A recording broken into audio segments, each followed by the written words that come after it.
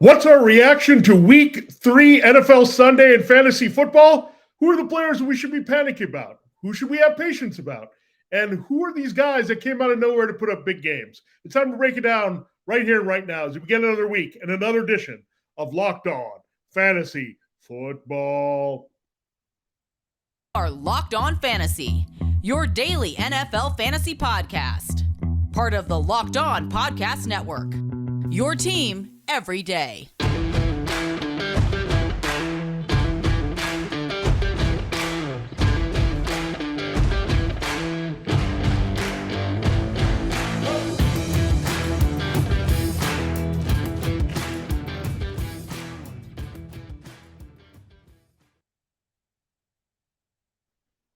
Greetings, everyone, and welcome to another edition of the Locked On Fantasy Football Podcast.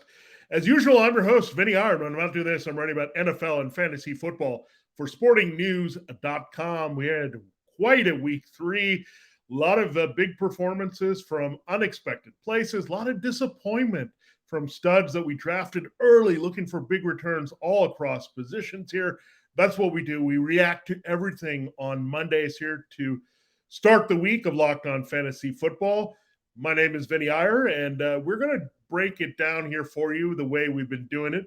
Here, we'll start with the major disappointments. We'll play panic or patience. These are guys that we don't know if we should worry about or if we should stay the course and maybe trade for them if they're not on our teams, and don't trade them away and don't panic with these guys. And we'll get into those. And then a lot of performances that came out of nowhere, and we'll play Are You For Real? And we'll figure out, are these things that are going to be sustainable or just flash in the pan 1 week type deals? And then, unfortunately, it was another busy week of injuries here all across positions. So one quarterback went down. We had 3 running backs from one division go down, the NFC North. So it was pretty rough out there with the injuries already. It's only week 3.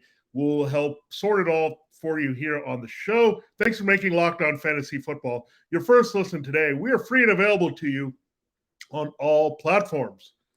All right, we got to start with the disappointing because there was a lot out there. So we're going to play panic or patience first on today's show. Then we'll get into Are You For Real? Then we'll get into that injury update. Very lengthy here, so we'll save that for last year to make sure we have all the latest updates for you from what we know what happened, unfortunately, on Sunday. Now, let's look at the disappointing performances first. Justin Jefferson, 3 catches for 14 yards against the Lions secondary. What happens in this game? KJ Osborne scores. Adam Thielen gets back in the end zone. Thielen has a big target day from Kirk Cousins. What is going on here? Justin Jefferson, a monster week 1 against the Packers. He's disappeared the last 2 games. Kirk Cousins really struggling there to get him the ball against the Eagles, and now the Lions. The Eagles is one thing with Darius Slay out there in coverage, but the Lions at home to not get Justin Jefferson going. Look, he's going to attract a lot of attention. We get that, but Kevin O'Connell is so great at scheming up Jefferson in week 1. What happened to that here the past 2 weeks? You've got to get this guy the ball. This is not what we're looking for when we invest in a guy in many leagues ahead of Cooper Kupp.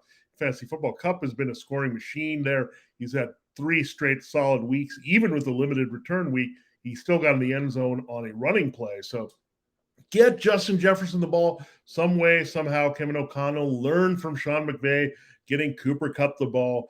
Jefferson has to be more involved. The Vikings were fortunate because they were able to come back and win that game, including that wide open touchdown pass to Osborne there against the Lions late. So they still won, so they're probably not going to complain that much about it, but you got to get Justin Jefferson more involved for fantasy football. It was pretty bad here to see Osborne and Thielen go off in that same game. Sticking in this division, and we'll get into more of his injury issues, but DeAndre Swift played through the ankle injury. He looked good in practice all week. They said they were not going to limit his workload, but they did limit his workload. And on top of that, DeAndre Swift has a new injury. It is to his shoulder. So we'll learn more about the severity of that. We'll talk about it, what are the replacement options. But Jamal Williams had a big game in his place. He scores a couple of touchdowns here. Swift only 10 touches for 46 yards, playing through the ankle, now comes out with a shoulder injury. This is the one concern with Swift, the durability, and it's been an issue here already out of the gate. Remember, he was limited with the ankle already in week 2, coming out of the week 1 game, and he's already splitting carries and work here with Jamal Williams. So it's a little bit concerning that he can't stay on the field, even though his touches are kind of managed already in this offense for the Lions. So really tough. You're going to have to operate without Swift for a while. It looks like maybe a couple weeks at least. You're looking at Jamal Williams having a bigger role, but don't forget about Craig Reynolds. They're going to give him more touches as well. This is not going to be a Jamal Williams fully led backfield, so Craig Reynolds could have a little bit more value. Remember, this Lions team can run the ball effectively on anyone. We've seen that with their offensive line. So, again, prepare for Swift being out. That was part of the disappointment there that we found out here on Monday morning, that Swift was hurt on top of everything else with the ankle coming in. So not great news there if you have DeAndre Swift. It's already piling up for him, his availability issues. All right, Joe Mixon was really disappointing here. Samaje Perine had himself a day here off the bench. As the Bengals blew out the Jets, you thought Mixon was going to get nice volume.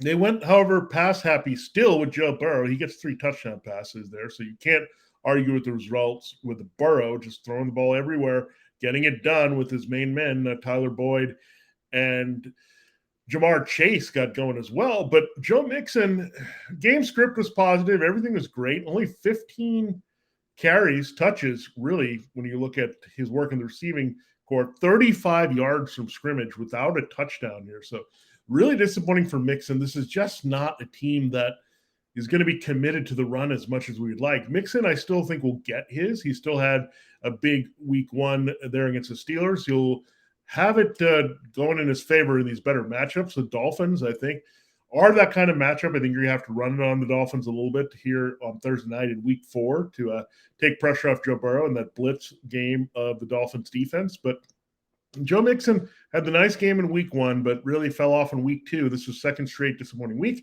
I'm going to say patience with him, just like with Jefferson, but maybe a little panic there with DeAndre Swift.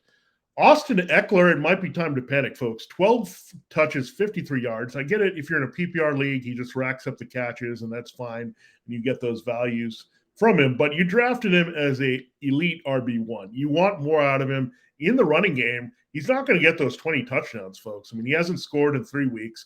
They're not looking to get him the ball at the goal line. It's Sonny Michel coming in for the Chargers. So that Michel signing was a little bit worrisome because you thought they could use Michel as a power back there over Joshua Kelly and Larry Roundtree there in this backfield. And that's what we've seen with Michel. He's getting the work near the goal line. This team is downfield pass happy at the moment. Ekeler is getting the checkdowns from Justin Herbert, but highly disappointing from Ekeler so far, not being able to get in the end zone here for the Chargers. I'm going to have a little bit of panic there with this situation with Ekeler because, again, the Chargers team is losing quite a bit. They lost their left tackle, Rashawn Slater, in the game.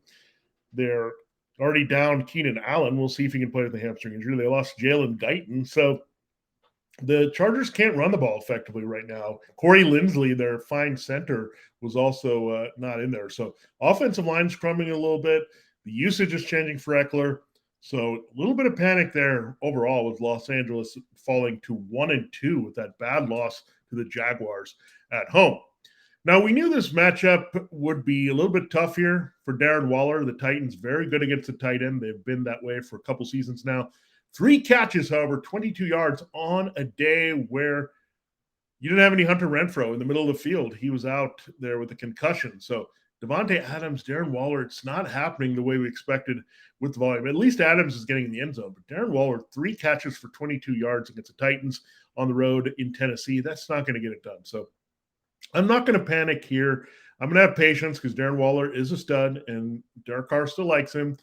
And they get the Broncos this week. The Broncos have had some trouble against the tight end. They did fare better against George Kittle, definitely on Sunday night. But Kittle is just getting back from injuries here. So Waller, again, things will get better for Waller, but that's disappointing. And part of that is tied to Derek Carr and this new offense of Josh McDaniels not totally grasping it and getting things going in the passing game. Because, look, there are parallels between Darren Waller and Rob Gronkowski, Hunter Renfrow, and Julian Edelman.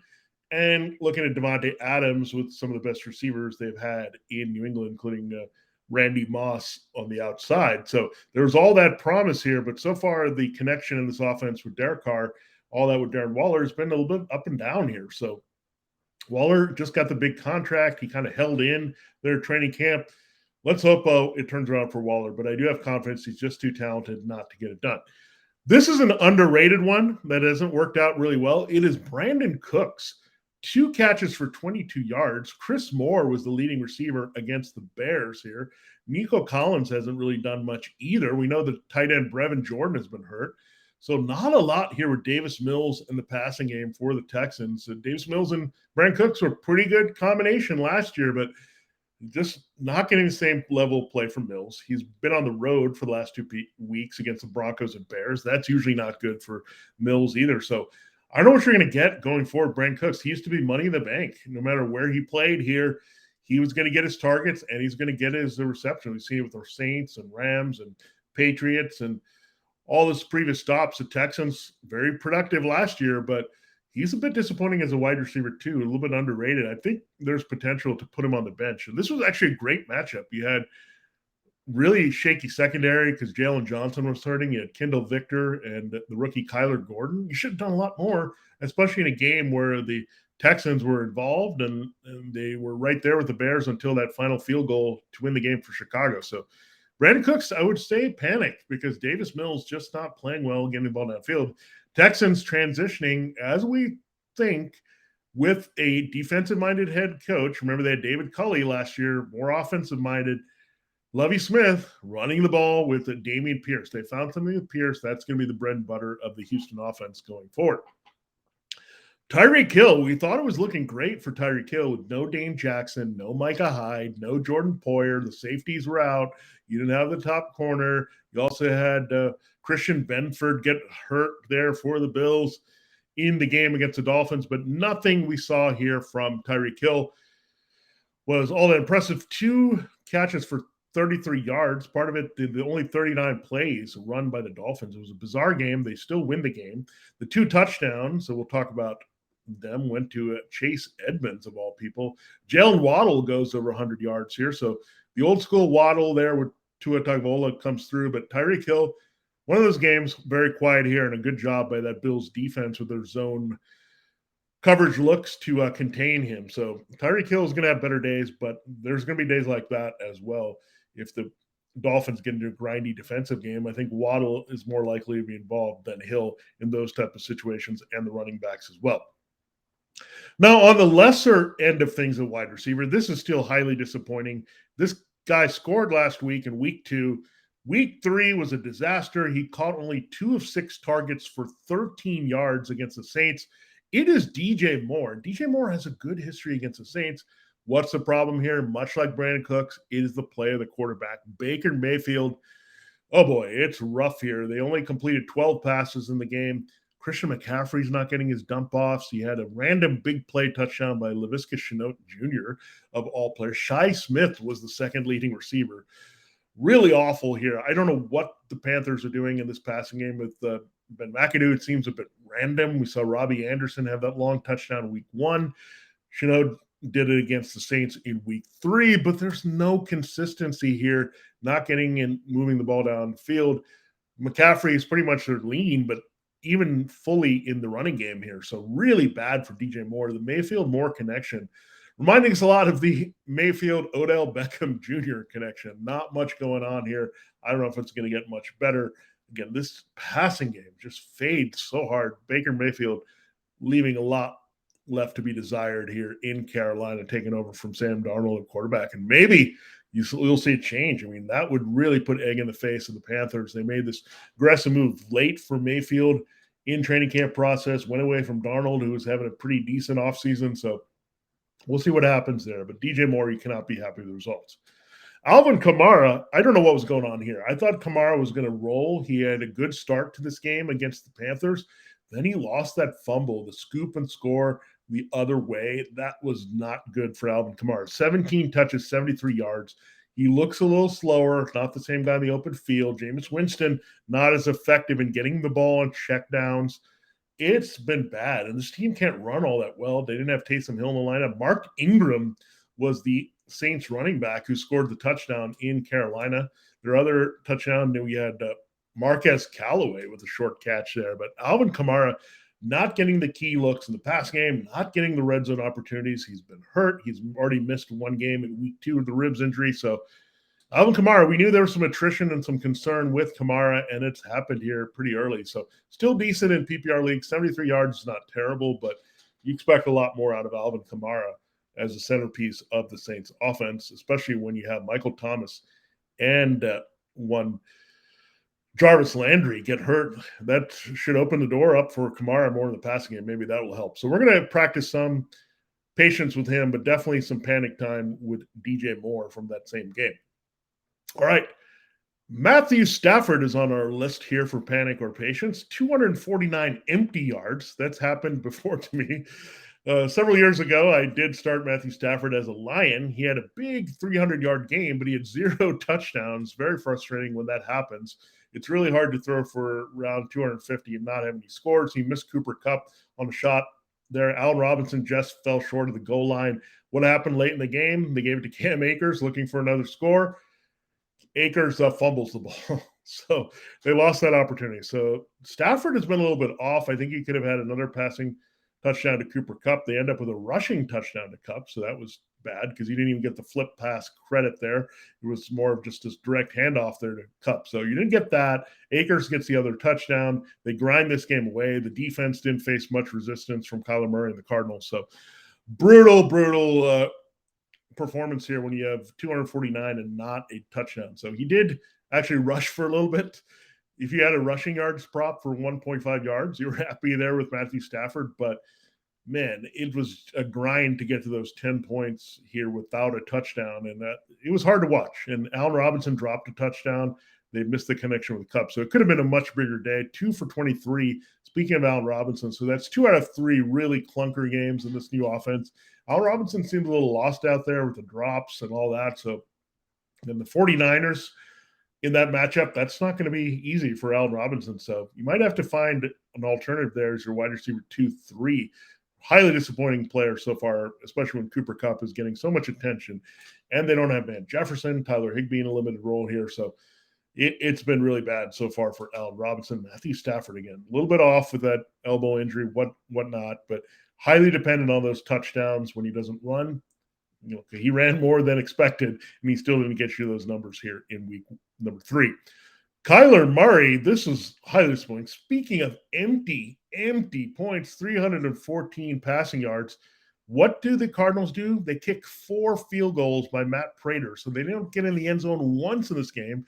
A.J. Green gets hurt. Nice big game receiving-wise for Marquise Hollywood Brown, and that surprised us. The Rams are just playing zone defense. They let Marquise get his, but they could never get in the end zone here with Kyler Murray. So really disappointing. So 314 passing yards. So you thought Stafford was bad there with 249 in those scores, 314 in those scores is even worse, especially when you add the fact that Kyler Murray was outrushed by Matthew Stafford. He had 2 attempts for 8 yards. This is disappointing. He's killing our cheat code here, folks. Kyler Murray, wow, this is just brutal to watch here with this Cardinals offense. He's doing the best he can to get it to Zach Ertz, playoff James Conner, Marquise Brown. But he hasn't been the same quarterback. Trace it back, folks, to the DeAndre Hopkins injury there last year. Since that, it was just been awful here for Kyler Murray. And he's maybe a little playing entitled that he shouldn't run, but running is the reason we like you in fantasy football, Kyler. Get back to doing that, and your team needs to win games. You're 1-2. Your offense doesn't look all that great. Kyler, this is just bad to watch here. Get some touchdown passes. Make it work with Hollywood and Ertz and all these other guys, Andy Isabella, Andy Bacalia, whoever you want to throw out there for this offense. Greg Dortch has even looked good. So really disappointed with that Kyler Murray number here, 314 and 8 without any touchdowns here for him. Jonathan Taylor, look, he wasn't awful. It's just these game scripts are weird. They were actually back and forth with the Chiefs. The Chiefs actually overachieved a little bit against Taylor. 24 touches, 95 yards. That's not awful, but for Jonathan Taylor, that's not very good. That's now 2 straight very shaky games after he lit up the Texans there in week 1.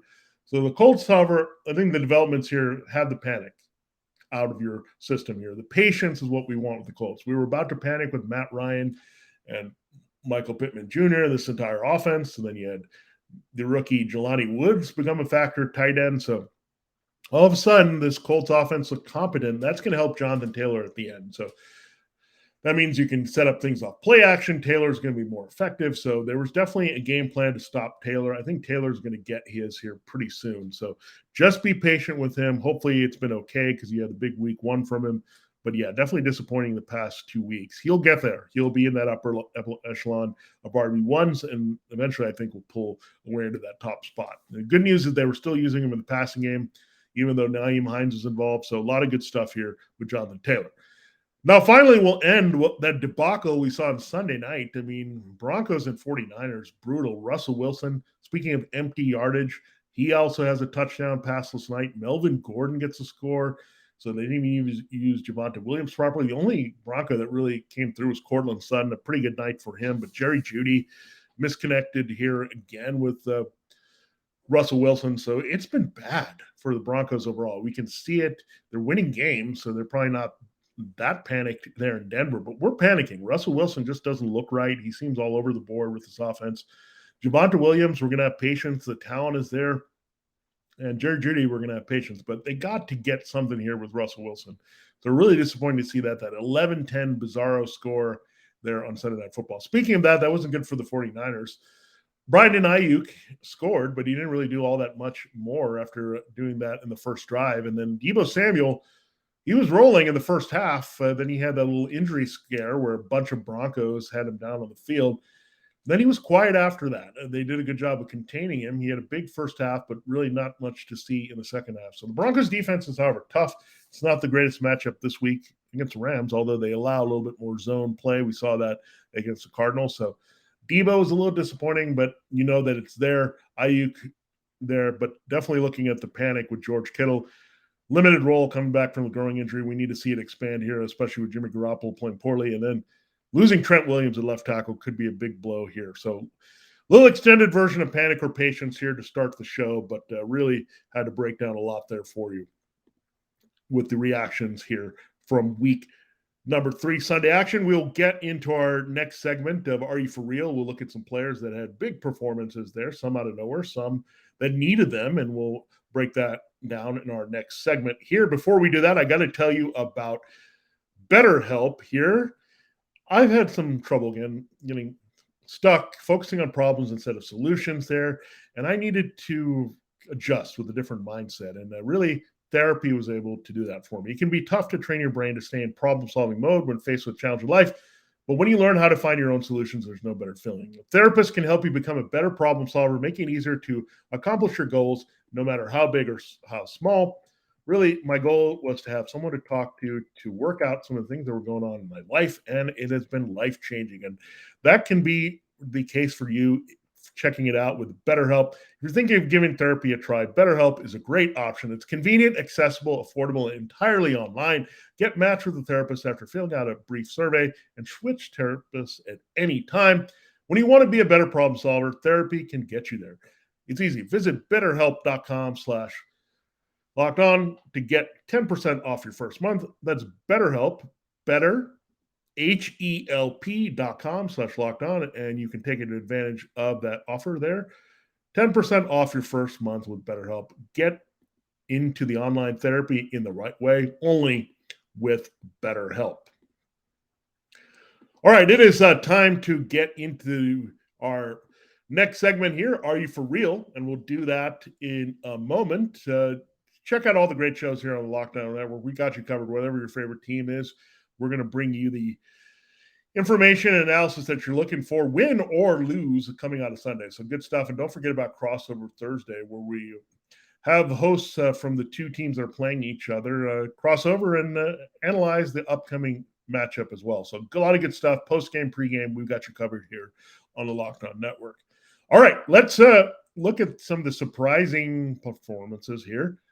We'll start with the Raiders. The Raiders didn't play well overall in the Titans game. We talked about Darren Waller having a bad game without Hunter Renfrow. Guess who picked up Hunter Renfrow's slack here? No, it wasn't Devonte Adams. He did score, but it was Mack Hollins. 8 catches, 158 yards, and a touchdown against the Titans. So Hollins seamlessly enters where Renfrow could have had a nice game there against the Titans. The Titans secondary stinks. Now you get Mack Hollins this week against the Broncos, much tougher matchup. So look at Hollins here. He's going to be the fill-in guy. Remember, Bryan Edwards was expendable because of Hollins being on the roster there to complement Adams and Renfrow. So they had no problems going straight to Mack Hollins. But again, if Renfrow's back, you figure Hollins will have a smaller role. It's hard to trust this. So I'm going to say you're for real for 1 week. If Renfrow continues to be out, you can look at Hollins. But no, we're not going to see this again from this journeyman, notably a former Eagle here in the NFL. Devonte Parker almost matched Mack Hollins with the receiving yardage here. He goes for 5 catches, 156 yards out of nowhere against the Ravens here. Keep in mind that they signed him and looked like he could be their default number 1, but then you saw Nelson Aguilar and Jacoby Myers, and then Kendrick Bourne faded really badly in this offense. Tyquan Thompson got hurt. So big opportunity with Myers on the shelf. Aguilar was recycled down here, but Devonte Parker making big plays like he was that young up-and-comer for the Dolphins here, for the Patriots. So big game here. We'll see about the Myers injury. If that lingers here with the knee, then Parker will continue to have a big role. But now the buzzkill here is the fact that Mac Jones has an ankle injury. So that's likely to keep him out for a bit. That's going to downgrade all these limited weapons for the Patriots anyway. All right, another big game we got was from Chris Olave. What a big game for this rookie wide receiver for the Saints. He had all that air yardage talk from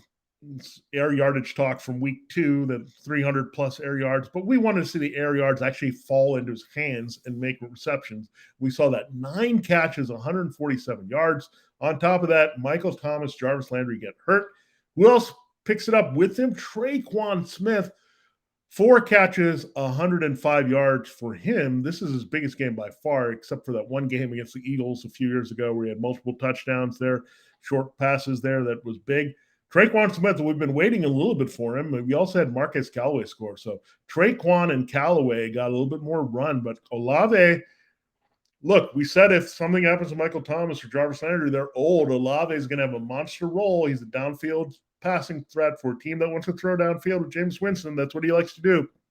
Olave is absolutely for real. So there's been a lot of other attention guys at rookie wide receiver. We had Garrett Wilson flash. We've had definitely Romeo Doubs, and we'll talk about him in a moment. But 9 for 147 for Olave. He's here to save. We've said Jahan Dotson as well, but Dotson was quiet this week.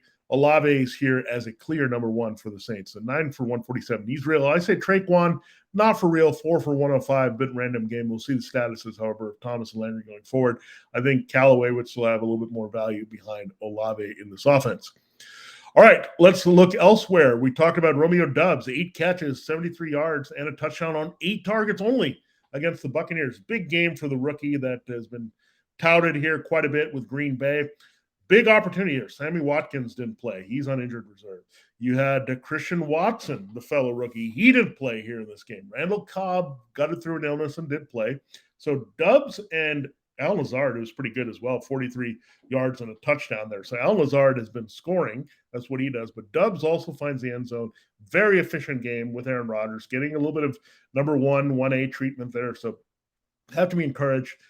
Are you for real, Romeo Doubs? Yes, you are. So Olave and Doubs bringing it as rookies here early in the season. We like to see that. In that same game, we had Russell Gage go for 12 catches for 87 yards. So a lot of dink and dunking for Russell Gage. No Mike Evans suspension, no Chris Godwin, no Julio Jones. Brashad Perriman and Scotty Miller were limited here. So Russell Gage played through his injury. He looked fantastic. We heard about how he connected well with Tom Brady. Brady trusted him all the way down to the last touchdown that almost put them in position to tie the game. But 12 for 87 for Russell Gage. He's for real because, look, Godwin's injury is going to linger. Julio Jones is not going to be available. So even when Mike Evans returns, I think Russell Gage, again, has proved the trust here with Tom Brady, much like Doubs with Aaron Rodgers on the other side. All right, let's go to Cordarrelle Patterson. We've been all trying to fade Cordarrelle Patterson here really badly, but look at this guy. When he gets going against a weak defense, 17 carries, 141 yards, and a TD. Tyler Algier was all the buzz here, the rookie. When was Cordarrelle Patterson going to break down And we were concerned about that. He's an older guy, and it still could happen here where Algier may need to have a bigger role, but not right now. Cordarrelle Patterson looks extremely fast, fresh legs here. He's for real. He's getting the touches. You cannot argue with the volume of the opportunity and the production here for Cordarrelle Patterson. It's been very good so far. So credit Arthur Smith for making us all, again, think and not believe in Cordarrelle Patterson after we didn't do that at all last year, and then he surprised everyone, and we saw him as RB2. He's back in that mix, and he's producing like an RB1 at this point for the Falcons. So good for Cordarrelle Patterson, again, continuing his thing. We talked about KJ Osborne, 5 catches, 73 yards, and a touchdown. It's going to be hard to trust him week in, week out, whether involving Johnny Munt and Irv Smith Jr. and other receivers here for the Vikings. And really tough to see what they're doing there. They also had Ellefson catch some passes here. Yeah, it's brutal. I think Osborne is not for real. No, I'm not going there with him. Justin Jefferson is still the man. And Adam Thielen might have a little bit more value than we think. He's getting a touchdown. 6 for 96 in that same game for Josh Reynolds. So interesting. They started with 2 big plays to D-Day Chark, but Reynolds ends up being the guy here to complement Amon-Ra St. Brown. We know Reynolds and Jared Goff have good chemistry dating back to the Rams days together. So I'm not prepared to say he's for real, however. I mean, there's just too many guys there with Chark and TJ Hawkinson, who had a nice rebound game at tight end, and looking at Amon-Ra St. Brown. There's just too many guys there to feed, and Reynolds, product of this game being up and down in the matchup. So Reynolds can be useful in certain matchups, but I'm not going to buy it. Not for real. 6 for 96. All right. Another guy that had a massive game, Ramondre Stevenson, 16 carries, 101 yards at TD. He gets most of the snaps here over Damian Harris, so this backfield takeover slowly happening with Stevenson. The explosiveness, the usage in the passing game are there, so that's great news. He's for real for sure. We've touted his athleticism and explosiveness all offseason long, and we're finally seeing it come to fruition as the Patriots have made that necessary change. Now, another guy we're looking at, Devonta Smith, 8 catches, 169 yards, and a TD. Another big game for Devonta Smith after getting on track in week 2 against the Vikings. He's here to stay. I mean, there's now that chemistry manifesting between him and Jalen Hurts. Devonta is going to favorably get good coverage opposite one A.J. Brown. Brown also produced here. You're also seeing Dallas Goedert produce. So this Eagles passing game with Jalen Hurts and the matchups ahead here, Jaguars, Cardinals, yeah, give us some more here. It's been great so far against the teams they've had in their schedule here, picking apart the Lions, and then they went to the Vikings and the Commanders. It's going to continue here with the Chargers and Raiders. So are you for real, Devonta Smith? Absolutely. You're a Heisman Trophy winner. This is the kind of stuff you did at Alabama in the same system where Jalen Hurts once thrived. So we like that for sure, Devonta Smith. You are for real. And come into the weekly wide receiver 2 conversation after getting blanked in week 1. So, yeah, Devonta is for real, and he's here to stay. Jelani Woods at tight end. That's the tight end we'll bring up here. 2 touchdowns here, including the game winner against the Chiefs. I love this kid out of Virginia. Very good athlete. I just didn't know what his role would be here behind Mo Alley Cox and Kylan Granson. Granson has seen some key targets as well early the season, but Woods is clearly the Colts tight end of choice in the red zone, and really that's all we can hope for. Is he going to be an Eric Ebron type, scoring a lot of short scores there for this team? I don't know if you're going to get that. I mean, remember that was Andrew Luck, but Matt Ryan definitely has chemistry with him in the red zone. I wouldn't say he's totally for real. You're just touchdown dependent on him, but Woods, again, we'll watch for a more expanded role if he's earned that here beyond the red zone usage. And finally, Chase Edmonds. Are you for real? He had 2 touchdowns, and this is a more rhetorical question with him. Here we go again. It's Chase Edmonds, Raheem Mostert. Chase Edmonds, Raheem Mostert. I'm not sure where to go with the Dolphins' backfield this week against the Bengals. So we'll pull the slot machine lever and see where we're going. But, yeah, that backfield is hard to trust. But, again, you may want to attach yourself, take your chances here with this offense, given it's going to score quite a bit with Edmonds. But, again, touchdown dependent with Edmonds, that's not a good way to be with a change of pace receiving back here. So there's our game of Are You For Real here in week number 3 coming out of the Sunday games. We will close the show here looking at the injuries that you need to know, and we'll break that down for you. Again, don't forget about all the great shows here in Locked On Network, including Locked On Dynasty Football, our other show here to take advantage of the matchups that you can look at here. So good stuff across the board on Locked On Dynasty. It is where you need to consider the other aspects of fantasy football, keeper leagues, and all that. So do that for sure. Check out Locked On Dynasty here on the network.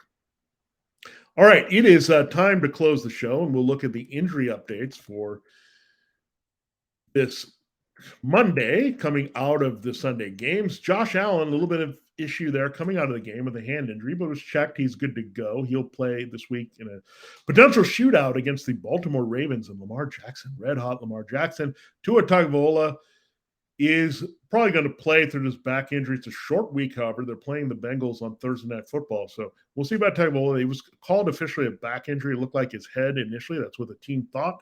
But he was able to come in and finish the game, so I'd expect Tua is going to tough it out and start here against the Bengals on Thursday night with a critical game here in the early AFC playoff picture. The Patriots are going to lose Mac Jones for a while, high ankle sprain, so you'll probably see some of Brian Hoyer. They could also think about Bailey Zappi, the rookie from Western Kentucky. Those are their two options here if they want to go. I would expect it's Hoyer to try to keep this offense going, but 1 and 2, the Patriots offense, again, a little bit messy, but good news is they got Ramondre Stevenson and DeVante Parker going here in week 3. David Montgomery, this was terrible because we played him in DFS. We liked him with a knee and ankle injury before that struck here because, man, it was going to be a big game against the Texans. Instead, Khalil Herbert has that big game. We knew the Bears could run block pretty well against Houston, and again, Montgomery got the numbers. The methodology was right to where with Montgomery, but Khalil Herbert did take over. We'll see if it's his backfield for good now. We've talked about Khalil Herbert being the better draft pick than Montgomery with a bigger juice later in drafts. Now, if you listen to our advice or you backed up Montgomery with Herbert, you're fine going forward here. But Herbert actually looks like the more explosive back. He's been special here early in the season, producing like an RB1 even in part-time duty. So Khalil Herbert in a very good spot here with Montgomery potentially on the shelf for a while. Dalvin Cook will try to go in London. We'll see if he travels with the team there. It's an early kickoff from our standards, 9:30 p.m. Eastern time there in Tottenham Stadium against the Saints. We'll see if he can go. If not, we'll see Alexander Madison in that situation. So our favorite Alexander Madison handcuff play will be back in play here. He did score the game winner or one of the game rallying touchdowns there late for the Vikings. So it's Madison show for now. You'll see a little bit also of a committee approach there to help replace Dalvin Cook. Madison has blown those opportunities in the past here when having to start for Cook, so we'll watch that. But Saints, suddenly can run on them. We've seen some big numbers on the Saints defense, so not a bad spot for Madison as a plug-and-play this week. And again, this is why Cook should be attached to Madison as much as possible in every league because he has a clear backup. Travis Homer was hurt. We saw a little bit more of DJ Dallas behind Rashad Penny and Ken Walker. I think it's going to be Ken Walker taking over for the Seahawks pretty soon here in that backfield. AJ Green went down with a knee injury for the Cardinals as we switched to wide receiver. So it's been a lot of Marquise Brown, Hollywood Brown, Zach Ertz, and Greg Dortch. That's not going to change going forward with the Green injury. And joining him on the shelf has been Rondell Moore, who's missed 3 games of the hamstring. So with Green and Moore and Hopkins out, clearly it's a lot of Hollywood and Dortch in this passing game for Kyler Murray. Jake Kumaro, an ankle injury there, got hurt against the Dolphins. We'll see the severity of that, but we know he's just a deep receiver here. The main 3 guys in Buffalo, Stephon Diggs, Isaiah McKenzie, and Gabe Davis. Byron Pringle looked pretty good early in the game, working the slot against the Texans, but got hurt with the calf injury, so more woes here for the Bears. Passing game, Jalen Guyton. He's a Chargers receiver, I should say, behind Josh Palmer here that has some big playability, trying to complement him and DeAndre Carter. Well, he got hurt, probably going to be missing some major time here for the Chargers. So already know Allen, now know Guyton. So a lot of Palmer and Carter might be needed here behind Mike Williams. All right, New Orleans has double dose of injuries here at wide receiver. Michael Thomas has a foot injury, and Jarvis Landry has an ankle injury. Landry was really banged up last year for the Browns. It continues here as he gets a little bit older. The wear and tear has been there. Thomas, we know, has had the ankle issues. The durability was a concern. He's getting up there with the foot injury now adding to it. So Chris Olave in great shape. We thought he could have league winner potential. Both these guys go on the shelf. So we'll watch Thomas and Landry again. They play in London as well against the Vikings, so we'll monitor that here this week. Garrett Wilson, the other rookie, other than Chris Olave, we like, the former Ohio State player as well. Ribs injury took him out of that game against the Bengals, but he was able to return, so that's a good sign for playing and returning this week for the Jets. They will get the Steelers. So Joe Flacco probably going to be out of the lineup with Zach Wilson. So we're going to watch the Wilson and Wilson show potentially here against Pittsburgh. So they're your key injuries. They're out of the games here. Not too much to report at tight end. We'll see if Dalton Schultz goes for the Cowboys tonight in the game against the Giants. That's our last game on the docket here for week 3 in fantasy football. So we'll break that game down for you tomorrow. We'll also do a look at the pickups there on the waiver wire. Yep, we're already going to turn the page to week 4. Some pickup advice there for the players that can help your fantasy football teams going forward. We'll talk about some of these Are You For Real players for sure when we do that. Thanks for making Locked On Fantasy Football your first listen every day there. So check that out. Pickup Tuesday, waiver wire advice coming your way tomorrow. Now make your second listen to the Peacock and Williamson NFL show. Brian Peacock and former NFL scout Matt Williamson give you the expert NFL analysis you need in less than 30 minutes. It's free and available just like this show wherever you get your podcasts. For Locked On Fantasy Football, this has been Vinnie Iyer. Have a great day. Good luck if you need something with the Cowboys and Giants tonight to win your fantasy football matchups. And we'll catch you tomorrow with Waiver Wire Talk on Tuesday.